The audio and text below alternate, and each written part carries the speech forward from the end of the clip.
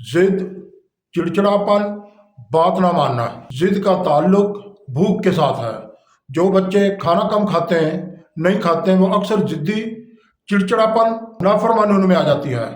تو ان لوگوں کے لیے میرا بہت ہی خاص مجرب عمل ہے پڑھائی کے لیے، ان کے والدین جب بچے سو رہے ہوں تو ایک ایک تسبیح 100 مرتبہ یا شہیدو یا شہیدو اول آخر دروشی پڑھیں گے اور بچوں کے ماتھوں پہ پھونک لگائیں گے، اور کھانے میں مربع آملہ کے 2 دانے صبح اور مربع حریر کے 2 دانے شام کو کھلائیں۔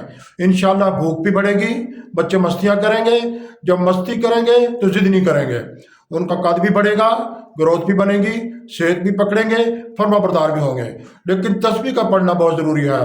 جو بیٹیاں بیٹے گھر میں ضدی ہوتے ہیں، ان کے سوتے ہوئے ان کے ماتھوں پہ ایک ایک تسبیح یا شہیدو پڑھ کے پھونکیں، انشاءاللہ فرما بردار ہو جائیں گے اور صحت بھی پکڑیں گے۔